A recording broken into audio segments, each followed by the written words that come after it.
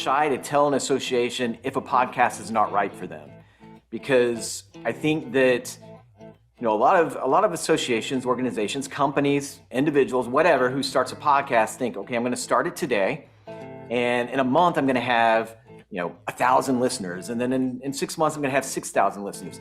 Well, we try and dial that down. I mean, that's really unrealistic. If you're the Rhode Island Association of CPAs or whoever it is, your audience is going to be small. You're going to start with your core membership. You hope it grows.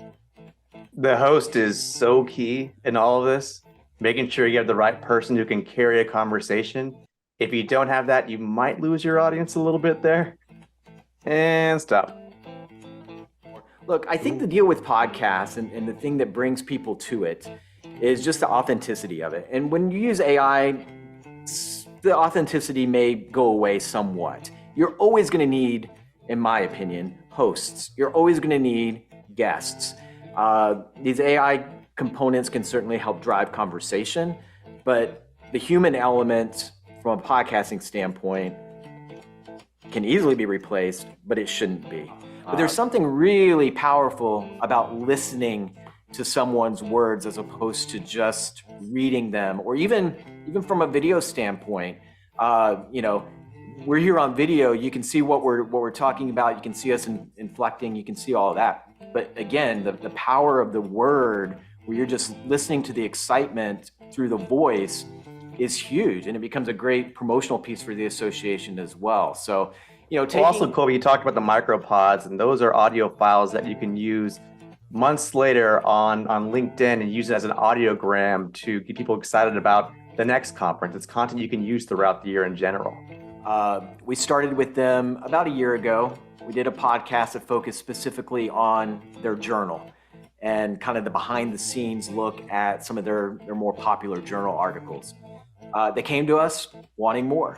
And so we started one for their young professionals. And then we started one for, they have several SIG type of SIG groups, I guess, special interest groups. And we created a podcast for that as well. And there's really nothing wrong with it as long as each podcast has a specific goal and a specific audience that they're going to reach out to. Because we have talked to associations who kind of want to start a podcast, but there's all these other industry players that have one. Mm-hmm. And so they want to kind of stand back and say, we'll just let them take care of it. But that's kind of dangerous as well, right? Mm-hmm. Because if you are the true voice of the industry, which is what we believe all associations are, you do kind of want to control the message a little bit. And by letting others put the message out there, it's a missed opportunity for you as the association. They really wanted to reach their young professionals. And the way they did it was they paired a young professional up with a veteran professional, and they just talk. There's no host. It rotates every single time, but the two of them have basically a networking discussion, and they learn about their career journeys, and they learn about the obstacles they face, and they've learned about their failures and their successes, and it's just a really great conversation. And again, that's where the benefit of a podcast comes. I'm ready.